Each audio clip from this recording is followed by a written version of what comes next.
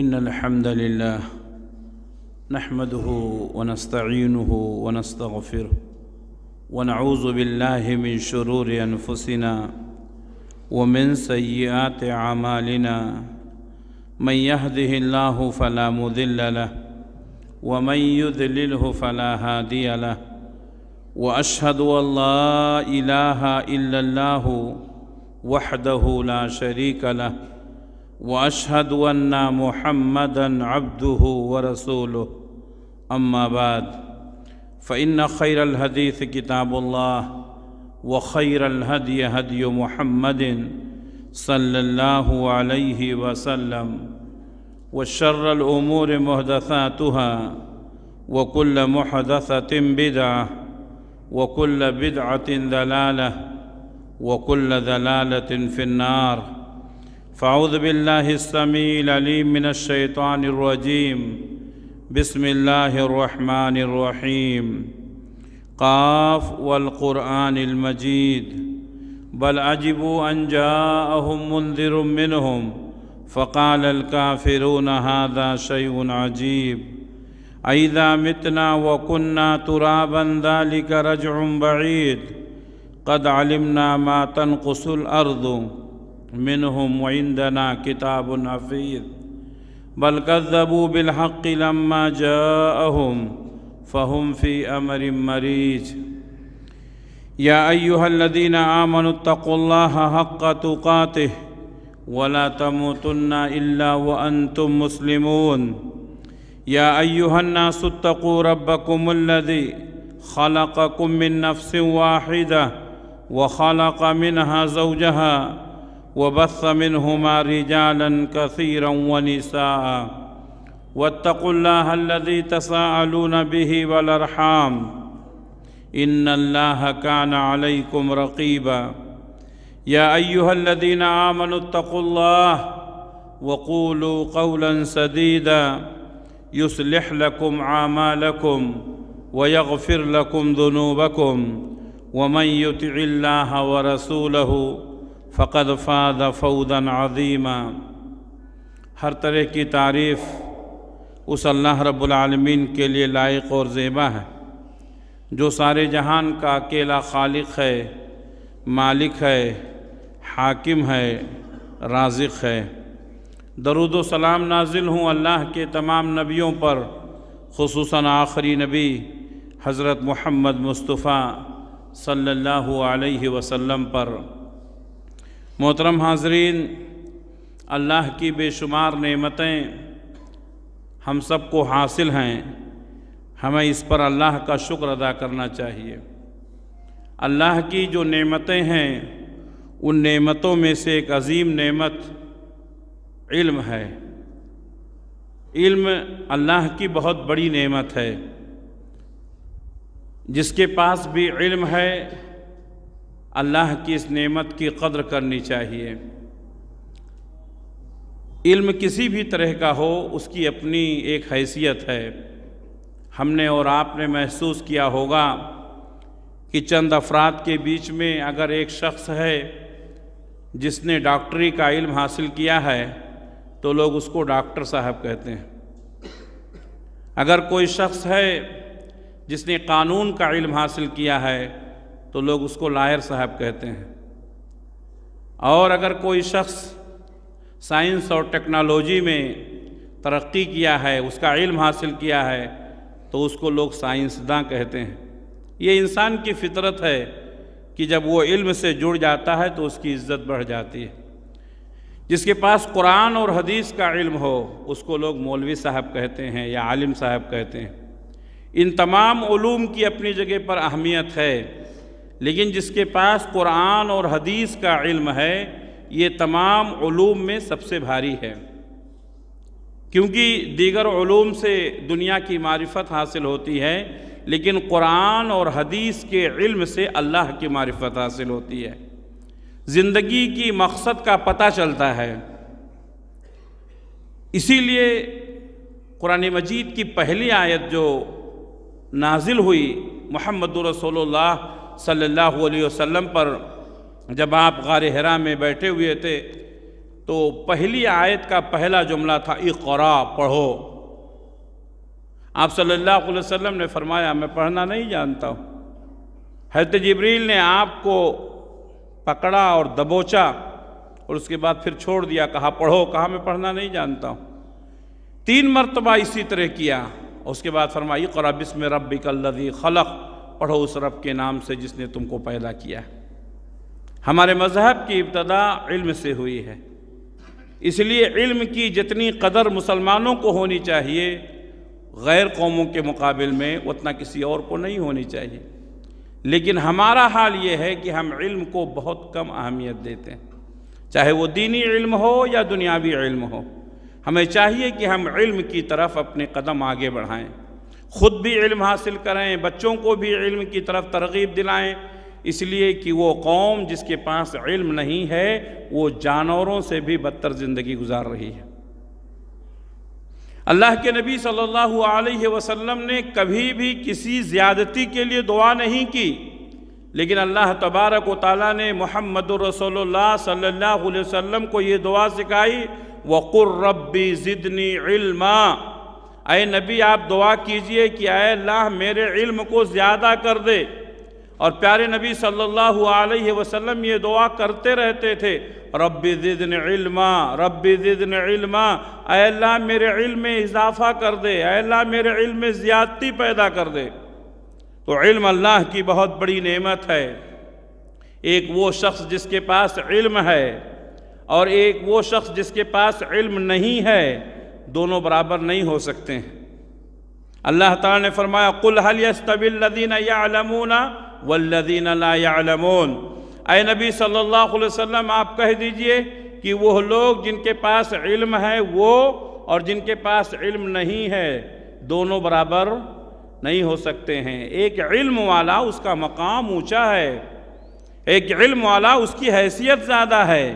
اللہ تعالیٰ نے ایک اور مقام پر فرمایا یرفع اللہ الذین آمنوا منکم والذین اوتوا العلم درجات، اللہ تعالیٰ تم میں سے ان لوگوں کے مرتبے کو بلند کرتا ہے جو ایمان لاتے ہیں۔ یعنی عام انسان ایکول ہیں، لیکن ان عام انسانوں میں بڑھوتری کس کو ملتی ہے؟ ایمان والوں کی۔ پھر ایمان والوں میں بھی بڑھوتری کس کو ملتی ہے؟ علم والوں کی۔ معلوم یہ ہوا کہ علم والوں کا مقام بہت اونچا ہے۔ اللہ کے نبی صلی اللہ علیہ وسلم نے مسجد نبوی کی بنیاد رکھی تو ایک چبوترا اسی وقت بنایا۔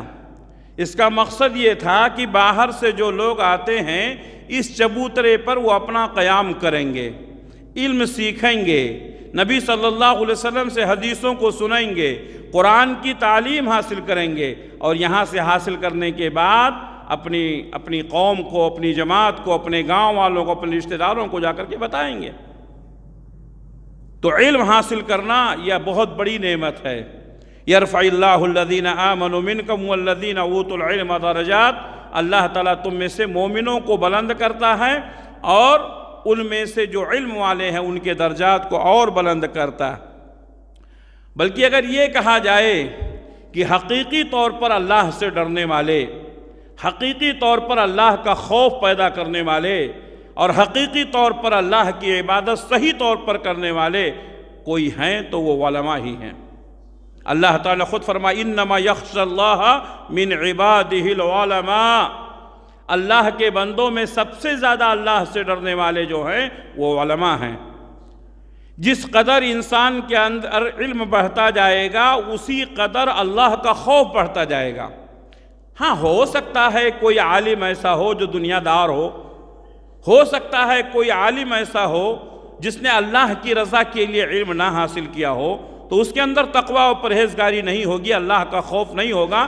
یہ ایک انفرادی مسئلہ ہے، کسی ایک شخص کے مسئلے کو لے کر کے پورے علم پر انگلی اٹھانا، تمام عالموں پر انگلی اٹھانا یہ صحیح اور درست نہیں ہے۔ علم اللہ کی رضا کے لیے حاصل کیا جائے۔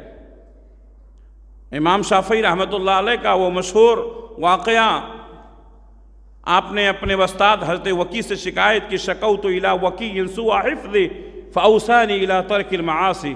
امام شافعی کہتے ہیں کہ میں نے اپنے استاد شیخ وکی سے شکایت کی کہ میں جو یاد کرتا ہوں بھول جاتا ہوں، تو انہوں نے مجھے وصیت کی کہ گناہوں کو چھوڑ دو، جب گناہ رہے گا تو علم نہیں رہے گا،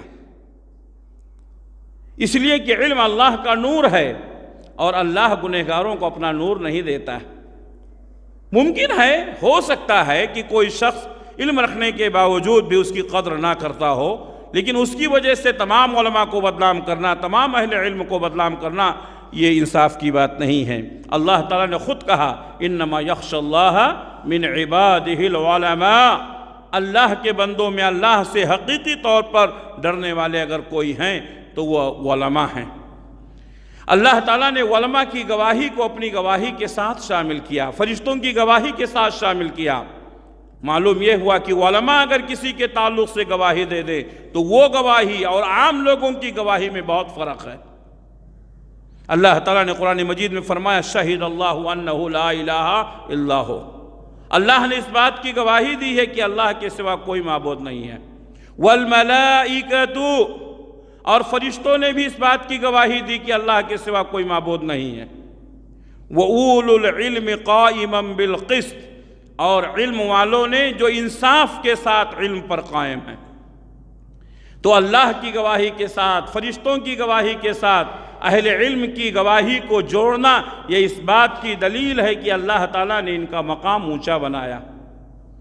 پیارے نبی صلی اللہ علیہ وسلم زندگی کے ہر موڑ پر جس کے پاس علم رہتا تھا اس کی قدر کرتے تھے۔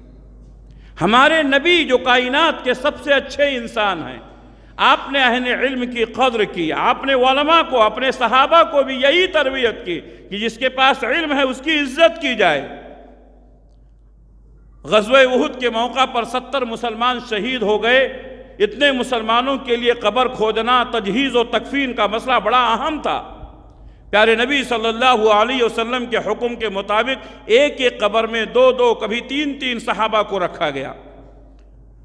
آپ سوچئے کہ شہید ہو چکے ہیں، جنگ کا موقع ہے، ان کو قبر میں اتارا جا رہا ہے، لیکن جب 2 صحابی کو یا 3 صحابی کو ایک قبر میں اتارنے کی بات آتی، پیارے نبی صلی اللہ علیہ وسلم پوچھتے تھے کہ ان دونوں میں زیادہ علم کس کے پاس تھا؟ اللہ اکبر! ہمارے نبی صلی اللہ علیہ وسلم کہتے تھے ان دونوں میں زیادہ علم کس کے پاس تھا؟ پھر بتایا جاتا کہ اے اللہ کے رسول فلاں کے پاس قرآن کا علم زیادہ تھا، حدیث کا علم زیادہ تھا، دین کا علم زیادہ تھا، تو اللہ کے رسول فرماتے کہ پہلے اس شخص کو قبر میں اتارا جائے، پہلے اس شخص کو قبر میں اتارا جائے جس کا علم زیادہ تھا۔ علماء کی قدر کرو میرے بھائیو، جو قوم اپنے علماء کی قدر نہیں کرتی وہ کبھی ترقی نہیں کر سکتی۔ آج علماء کی برکت ہے کہ منبر و محراب زندہ ہے۔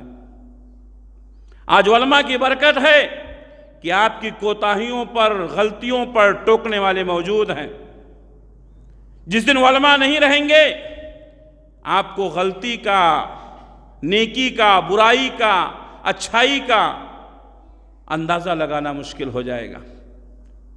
علماء نہیں رہیں گے، نکاح پڑھانے والا، جنازہ پڑھانے والا کوئی نہیں رہے گا۔ یہ علماء کا احسان ہے۔ علماء زندہ ہیں، امت زندہ ہے۔ کم سے کم ہفتے میں ایک بار جمعہ کے خطبے کے ذریعے سے قوم کی رہنمائی ہوتی ہے۔ جو کبھی نہیں آتا ہے وہ بھی جمعہ کے دن آ کر کے دین کی باتیں سنتا ہے۔ علماء یہ رہبر و رہنما ہیں، دین کا کام کرنے والے ہیں۔ پیارے نبی صلی اللہ علیہ وسلم نے فرمایا کہ نبوت کا سلسلہ ختم ہو چکا ہے، نبی پر نبوت کا سلسلہ ختم ہو گیا، اب کوئی نبی نہیں آئے گا، اب کوئی رسول نہیں آئے گا، اب کوئی پیغمبر نہیں آئے گا۔ لیکن جس کام کے لیے اللہ تعالیٰ نبیوں کو، رسولوں کو، پیغمبروں کو بھیجتا تھا وہی کام اب علماء کی ذمہ داری ہے۔ العلماء ورثۃ الانبیاء۔ محدثین نے لکھا ہے کہ قرآن مجید کی کوئی آیت اور نبی کریم صلی اللہ علیہ وسلم کی کوئی حدیث اگر علماء کی فضیلت کے سلسلے میں نہ ہوتی، صرف ایک حدیث خالی، العلماء ورثۃ الانبیاء، علماء انبیاء کے وارث ہیں، یہ ایک حدیث علماء کی فضیلت کے لیے کافی ہے۔ انبیاء کی وراثت پانا معمولی بات ہے۔ اور کائنات کے امام نے انبیاء کا وارث کہا ہے۔ حضرت ابو ہریرہ رضی اللہ تعالیٰ عنہ ایک بار مدینے کے بازار میں گئے اور کہا کہ تم لوگ یہاں دنیا داری میں پڑے ہوئے ہو، وہاں نبی کی وراثت تقسیم ہو رہی ہے۔ نبی کی مسجد میں لوگ دکانیں بند کیے، دوڑے ہوئے مسجد نبوی میں پہنچے۔ حضرت ابو ہریرہ رضی اللہ تعالیٰ عنہ اسی مقام پر کھڑے رہے، معلوم تھا کہ ابھی لوگ واپس آئیں گے۔ مسجد نبوی میں گئے، دیکھا کہ کچھ لوگ بیٹھے ہوئے ہیں، کچھ لوگ ذکر و اذکار میں مشغول ہیں، کچھ لوگ دعوت و تبلیغ کا کام کر رہے ہیں، کچھ لوگ قرآن کی تلاوت کر رہے ہیں، کچھ لوگ دین کا علم سیکھ رہے ہیں، سکھا رہے ہیں۔ ابو ہریرہ رضی اللہ تعالیٰ عنہ اسی جگہ پر کھڑے ہیں۔ مدینے کے وہ تجار واپس آئے، کہا اے ابو ہریرہ ہم تو مسجد نبوی میں گئے تھے، ہم نے نہیں دیکھا کہ وہاں کوئی نبی کی وراثت تقسیم ہو رہی ہو۔ حضرت ابو ہریرہ رضی اللہ تعالیٰ عنہ نے کہا تم نے مسجد میں کیا دیکھا؟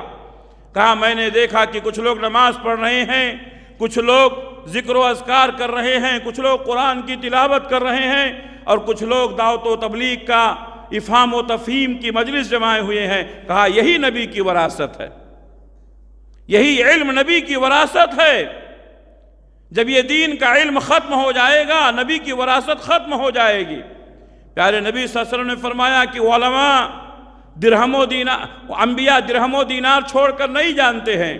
انبیاء جب دنیا سے جاتے ہیں تو اپنی میراث میں دین چھوڑ کر، دین کا علم چھوڑ کر جاتے ہیں، لہٰذا علماء انبیاء کی اس وراثت کو امت تک پہنچاتے ہیں۔ اللہ کے نبی صلی اللہ علیہ وسلم نے فرمایا مَن یُرِدِ اللَّهُ بِهِ خَیْرًا یُفَقِّهُهُ فِی الدِّین، جب اللہ تعالیٰ کسی کے ساتھ خیر کا ارادہ کرتا ہے، بھلائی کا ارادہ کرتا ہے، یفقہہ فی الدین، تو اس کو دین کی سمجھ عطا کرتا ہے۔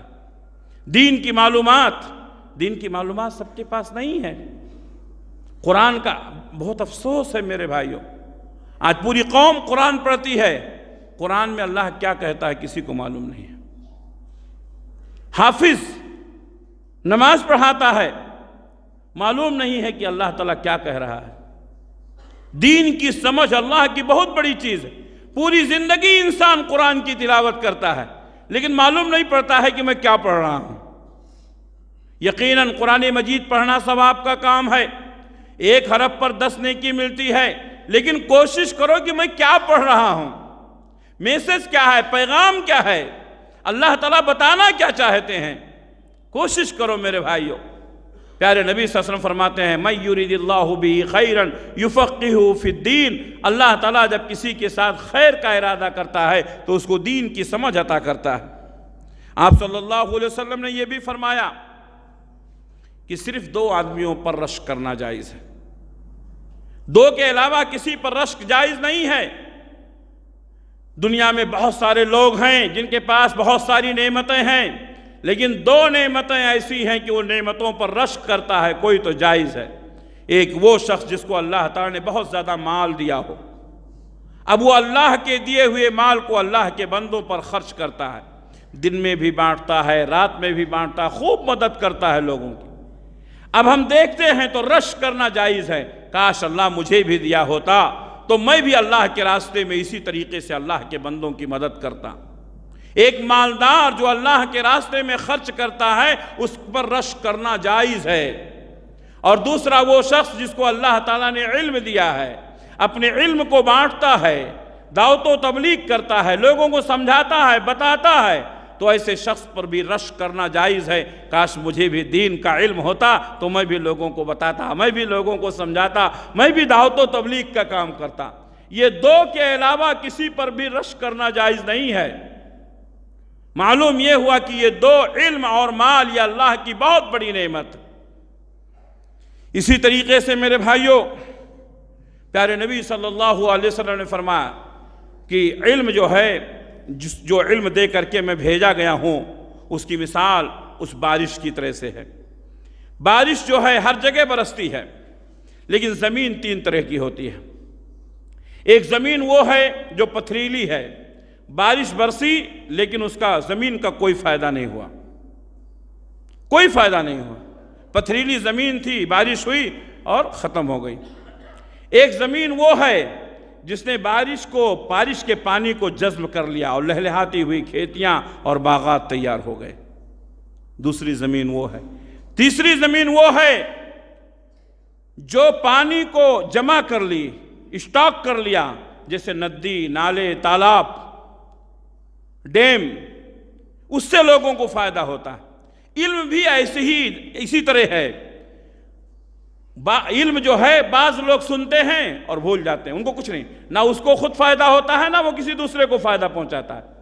لیکن ایک شخص وہ ہے جو علم کو حاصل کرتا ہے، اس پر عمل بھی کرتا ہے، اور ایک شخص وہ ہے جو علم تو حاصل کیا، خود عمل نہیں کیا، لیکن اس کے علم سے دوسروں کو فائدہ ہوا، جیسے ڈیم کے پانی سے، تالاب کے پانی سے دوسروں کو فائدہ ہوتا ہے۔ تو اس طریقے سے نبی صلی اللہ علیہ وسلم نے فرمایا کہ 3 طرح کی زمین ہوتی ہے۔ حضرت علی رضی اللہ تعالیٰ عنہ کو اللہ کے نبی صلی اللہ علیہ وسلم ایک بار جنگ پر بھیج رہے تھے، تو آپ نے فرمایا کہ اے علی، جنگ کے میدان میں بھی لڑنے سے پہلے تم ان کے سامنے دعوت پیش کرو، ان کو دین کی دعوت پیش کرو۔ اور اسی وقت پیارے نبی نے فرمایا تھا فواللہ لَأَن يَهْدِيَ اللَّهُ بِكَ رَجُلًا وَاحِدًا خَيْرٌ لَكَ مِنْ حُمْرِ النَّعَمِ۔ اگر تمہاری دعوت سے، تمہاری تبلیغ سے، تمہارے بتانے سے، تمہارے سمجھانے سے ایک آدمی کو بھی اگر ہدایت مل گئی تو یہ سرخ اونٹوں سے بہتر ہے۔ یہ دعوت و تبلیغ کون کرے گا؟ جس کے پاس علم ہو۔ آج بڑا مسئلہ ہے، وہ لوگ جن کے پاس علم نہیں ہے یا جن کا علم گہرا نہیں ہے، وہ لوگ دعوت و تبلیغ کے میدان میں کود پڑے ہیں۔ نتیجہ یہ ہوا کہ وہ فائدے سے زیادہ گمراہی کا سبب بن رہے ہیں۔ بہت سارے لوگ ہیں جن کے پاس دین کا علم نہیں ہے لیکن دعوت و تبلیغ کا کام کر رہے ہیں، لوگوں کو غلط مسئلے بتاتے ہیں کیونکہ ان کو خود علم نہیں ہے۔ ایسے لوگوں کو دعوت و تبلیغ کا کام نہیں کرنا چاہیے۔ امام بخاری رحمۃ اللہ علیہ نے صحیح بخاری کے اندر ایک باب باندھا ہے، العلم قبل القول والعمل۔ کوئی بات کہنے سے پہلے علم حاصل کیا جائے، کوئی کام کرنے سے پہلے علم حاصل کیا جائے۔ جب تک علم نہیں ہے ہم بولیں گے کیا؟ جب تک علم نہیں ہے ہم کریں گے کیا؟ یہی وجہ ہے کہ ایک وہ شخص جس کے پاس علم ہے وہ عبادت کرتا ہے، اور ایک وہ شخص جس کے پاس علم نہیں ہے وہ عبادت کرتا ہے۔ دونوں کی عبادتوں میں بہت فرق ہے۔ نماز سب پڑھتے ہیں، نماز ہم بھی پڑھتے ہیں، نماز آپ بھی پڑھتے ہیں، لیکن دونوں کی نمازوں میں بہت فرق رہتا ہے۔ ایک وہ شخص جو نماز کے طریقے کو جانتا ہے، نبی کی سنت کو جانتا ہے، نبی کے طریقے کے مطابق، سنت کے مطابق نماز پڑھتا ہے، اور ایک وہ شخص جس کو نبی کا طریقہ نہیں معلوم، علم نہیں ہے، وہ یوں ہی نماز پڑھتا۔ دونوں میں بہت فرق ہے۔ تو جب تک علم نہ ہو، گہرا علم نہ ہو، تب تک اپنی زبان نہیں کھولنی چاہیے۔ آج بہت سارے لوگ جن کے پاس علم نہیں ہے وہ اس طریقے سے دعوت و تبلیغ کے میدان میں کود پڑے ہیں جو گمراہی کا سبب بن رہے ہیں۔ اگر کوئی شخص دین حاصل کرنے کے لیے محنت کرتا ہے، کوشش کرتا ہے، راستے طے کرتا ہے، اللہ تعالیٰ اس راستے کو جنت کے راستے کے ساتھ ملا دیتے ہیں۔ پہلے نبی صلی اللہ علیہ وسلم نے فرمایا من سلک طریقا یلتمس فیہ علما، اگر کوئی شخص علم حاصل کرنے کے لیے کسی راستے پر چلتا ہے، سہل اللہ بہ طریقا الی الجنہ، تو اللہ تعالیٰ اس راستے سے جنت کے راستے کو آسان کر دیتا ہے۔ گویا کہ علم حاصل کرنے کے لیے چلنا جنت کے راستے پر چلنا ہے۔ اسی طرح پیارے نبی صلی اللہ علیہ وسلم نے فرمایا جو لوگوں کو خیر کی تعلیم دیتے ہیں، معلم الناس الخیر، لوگوں کو خیر کی تعلیم دینے والے، لوگوں کو بھلائی کی تعلیم دینے والے، لوگوں کو دین کی بات بتانے والے، پیارے نبی صلی اللہ علیہ وسلم نے فرمایا اللہ ان کے اوپر رحمتیں نازل فرماتا ہے، اللہ ان کے اوپر رحمتیں نازل فرماتا ہے، فرشتے ان کے لیے مغفرت کی اور رحمت کی دعا کرتے ہیں، یہاں تک کہ سمندر میں مچھلیاں، سوراخوں میں چونٹیاں ایسے عالموں کے لیے، ایسے داعیوں کے لیے دعا کرتی ہیں جو خیر کی تعلیم دیتے ہیں۔ میرے بھائیو سوچئے کہ اس عالم، اس داعی کا مقام کتنا اونچا ہوگا جس کے اوپر اللہ تعالیٰ اپنی رحمتیں نازل فرماتا ہے، جس کے لیے سمندر کی مچھلیاں دعائیں کرتی ہیں، جس کے لیے زمین کے کیڑے مکوڑے دعائیں کرتے ہیں، لیکن آج ہم نے علماء کے مقام کو نہیں سمجھا۔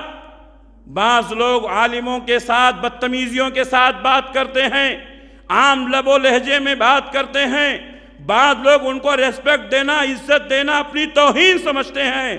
میرے بھائیو، آج حالت یہ ہے، عالموں کے ساتھ آرے جارے تورے کیرے، یہ سب کیا ہے؟ بعض لوگ تو عالموں کے اوپر ہاتھ اٹھا دیتے ہیں، بعض لوگ تو عالموں کے اوپر الزام لگا دیتے ہیں۔ میرے بھائیو، میں یہ نہیں کہتا ہوں کہ دنیا میں کوئی بھی انسان گناہوں سے پاک ہے۔ جتنے انسان دنیا میں آئے ہیں اور آئیں گے، کوئی بھی گناہوں سے پاک نہیں ہے۔ پیارے نبی نے فرمایا، کل بنی آدم خطاء وخیر خطائین التوابون۔ جتنے ابن آدم ہیں سب سے خطائیں اور غلطیاں ہوتی ہیں، ان میں بہتر وہ ہے جو خطاؤں اور غلطیوں سے توبہ کر لے۔ آپ یہ نہیں چاہتے ہیں کہ آپ کی غلطیوں کو 4 آدمیوں کے درمیان بیان کیا جائے، آپ کی کوتاہیوں کو بیان کیا جائے۔ کسی شخص کو یہ کیسے اختیار ہے کہ کسی عالم کی پوشیدہ باتوں کو لوگوں کے سامنے بیان کرے؟ کتنی جرأت اور ہمت کی بات ہوتی ہے۔ میرے بھائیوں، افسوس ہوتا ہے جو قوم اپنے رہبروں اور رہنماؤں کی عزت نہ کرے، وہ یہ سوچتی ہے کہ ہم اچھے ہیں، ہم نیک ہیں۔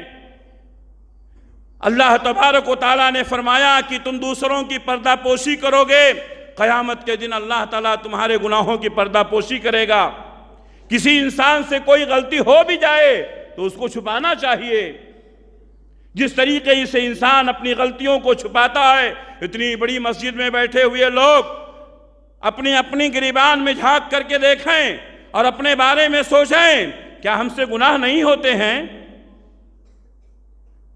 اگر آپ کے اس کردہ گناہ کو جو آپ نے کیا ہے لوگوں کے سامنے بیان کیا جائے تو آپ کو کتنی تکلیف ہوگی، اور آپ نے گناہ کیا ہی نہیں ہے پھر بھی الزام لگا کر کے اگر بیان کیا جائے تو کتنی تکلیف کی بات ہے۔ جب عام انسان کے بارے میں ہمارا یہ تصور ہے تو علماء کے بارے میں ہمارا کیا تصور ہونا چاہیے؟ میرے بھائیوں، آج بہت سارے لوگ علماء کی قدر نہیں کرتے ہیں، اور عام لوگوں کی طرح سے ان کی غیبت کرنا، ان کی چغلی کرنا، ان کی برائیوں کو، ان کی کمزوریوں کو لوگوں کے سامنے بیان کرنا اور اپنے سے کمتر لوگوں کے سامنے بیان کرنا، ہم خود بھی ریسپیکٹ نہیں دیتے ہیں اور ہم چاہتے ہیں کہ لوگ بھی نہ دیں۔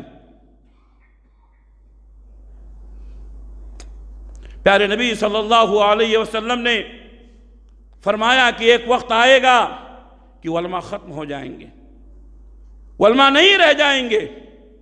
اور میرے بھائیوں، آپ بہت زیادہ خوش نہ ہوں کہ ہمارے درمیان علماء ہیں، گہرا علم رکھنے والے بہت کم ہیں۔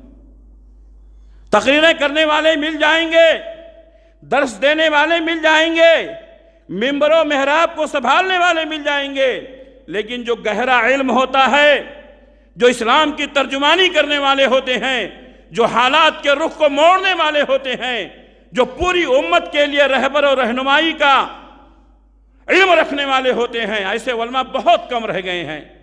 کبھی کبھی ایسے لوگ پیدا ہوتے ہیں، شیخ الاسلام ابن تیمیہ، علامہ البانی، شیخ ابن حجر العسقلانی، ایسے علماء بہت کم پیدا ہوتے ہیں۔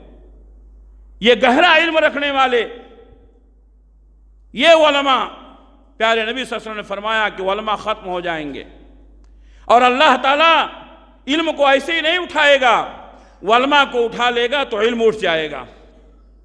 نتیجہ کیا ہوگا؟ لوگ جاہلوں کو اپنا امیر بنائیں گے، لوگ جاہلوں کو اپنا سردار بنائیں گے، ان کو اپنا اگوا بنائیں گے، انہی کے سامنے اپنے مسئلے پیش کریں گے، انہی سے دین کی باتیں پوچھیں گے۔ ان کے پاس علم تو ہوگا نہیں، وہ خود بھی گمراہ ہوں گے، قوم کو بھی گمراہ کریں گے۔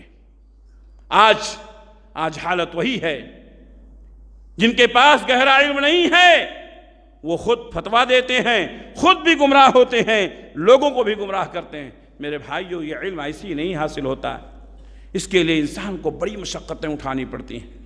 آدمی جو بولتا ہے، جو کہتا ہے، یوں ہی نہیں کہتا ہے، اس کے پیچھے اس کا ایک بہت بڑا بیک گراؤنڈ ہے۔ 10 سال 15 سال 20 سال آدمی محنت کر کے چٹائیاں توڑ کے تب آتا ہے۔ اور کوئی بھی ہو، کتنا بھی بڑا شخص ہو، بغیر محنت کے علم نہیں حاصل ہوتا کسی کو۔ اللہ تعالیٰ نے قرآن مجید میں حضرت موسیٰ علیہ السلام کا واقعہ بیان کیا ہے۔ بنی اسرائیل کے درمیان ایک بار حضرت موسیٰ علیہ السلام گفتگو کر رہے تھے، واعظ و نصیحت کر رہے تھے۔ ایک شخص نے پوچھا کہ اس وقت آپ سے بڑا بھی کوئی عالم ہے؟ تو حضرت موسیٰ علیہ السلام نے کہا نہیں۔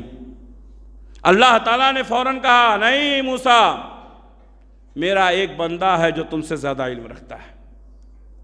اپنے علم کو کبھی بڑا نہیں سمجھنا چاہیے۔ ہر علم سے زیادہ علم رکھنے والا، ہر عالم سے زیادہ علم رکھنے والا ہر زمانے میں موجود رہتا ہے۔ حضرت موسیٰ علیہ السلام پیغمبر ہیں، لیکن جب ان کے دل میں یہ بات آئی کہ مجھ سے بڑا کوئی عالم نہیں ہے، اللہ تعالیٰ نے کہا میرا ایک بندہ ہے جو تم سے زیادہ علم رکھتا ہے۔ فوراً حضرت موسیٰ علیہ السلام کو شوق پیدا ہوا، کون ہے جو مجھ سے زیادہ علم رکھتا ہے، میں اس سے ملوں۔ اللہ تعالیٰ نے پورا واقعہ سورہ کہف کے اندر بیان کیا۔ اللہ کے نبی صلی اللہ علیہ وسلم نے صحیح بخاری میں بیان کیا ہے۔ معلوم یہ ہوا کہ جب ہمیں معلوم ہو جائے کہ کوئی شخص ایسا ہے جو ہم اس سے زیادہ علم رکھتا ہے، تو اس سے ملاقات کرنا، اس سے علم حاصل کرنا، گہرا علم حاصل کرنا، یہ اہل علم اور نیک لوگوں کا کام ہے۔ حضرت موسیٰ علیہ السلام نے خواہش ظاہر کی کہ اے اللہ، میں تیرے اس بندے سے ملنا چاہتا ہوں۔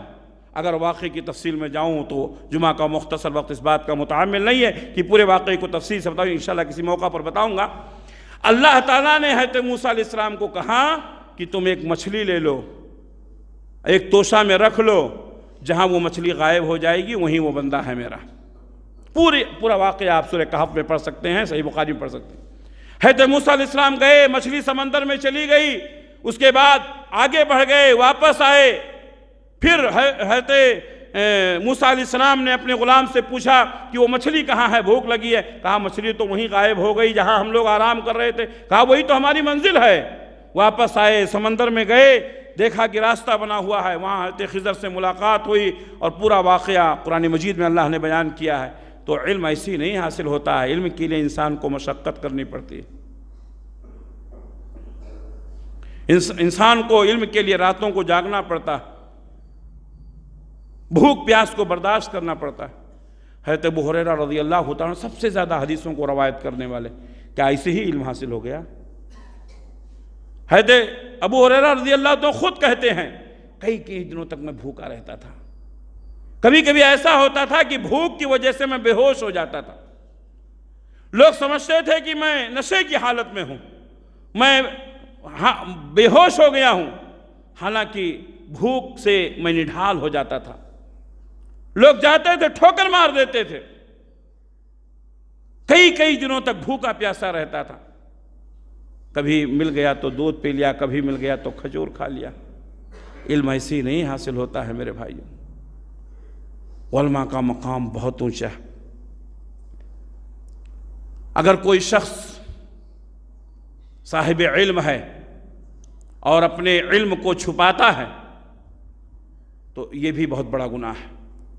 پیارے نبی صلی اللہ علیہ وسلم فرماتے ہیں کہ اگر کسی سے کوئی مسئلہ پوچھا گیا، اس کو وہ مسئلہ معلوم تھا لیکن اس نے پھر بھی چھپایا، لوگوں کو بتایا نہیں، تو قیامت کے دن اس کو آگ کا لگام پہنایا جائے گا۔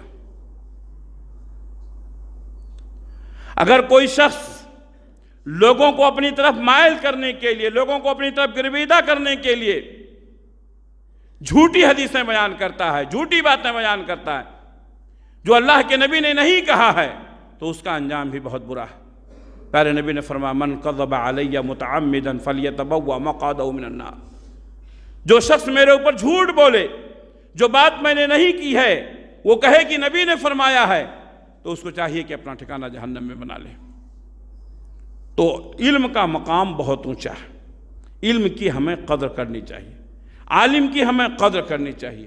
ہر انسان سے غلطی ہوتی ہے، غلطیاں ہونا یہ انسان کے برا ہونے کی دلیل نہیں ہے، خیر الخطائین التوابون، بہتر لوگ وہ ہیں جو گناہوں سے توبہ کر لیتے ہیں۔ اور کوئی بھی عالم، کوئی بھی علم والا اگر اس سے غلطی ہوتی پھر بھی آپ سے تو بہتر ہے، کیونکہ اس کے پاس علم ہے، اللہ کا خوف ہے، اللہ کا ڈر ہے۔ پیارے نبی صلی اللہ علیہ وسلم نے ہمیشہ ایسے لوگوں کی، حضرت عمر بن خطاب رضی اللہ تعالیٰ عنہ کی مجلس میں جہاں بڑے بڑے لوگ بیٹھے رہتے تھے وہاں کچھ بچے بھی رہتے تھے۔ لوگوں نے کہا کہ ہمارے بھی بچے ہیں، آپ سب کے بچوں کو کیوں نہیں بیٹھاتے ہیں؟ کہا عام بچوں میں اور اس بچے میں فرق ہے۔ حضرت عبداللہ بن عمر رضی اللہ تعالیٰ عنہ، حضرت عبداللہ بن عباس رضی اللہ تعالیٰ عنہ، لوگوں نے کہا سب کے بچے میں، عبداللہ بن عباس کے بچے میں کیا فرق ہے؟ کہا ان کو جو معلوم ہے وہ بڑے بڑے لوگوں کو نہیں معلوم۔ پھر ایک دفعہ حضرت عمر بن خطاب رضی اللہ تعالیٰ عنہ نے کہا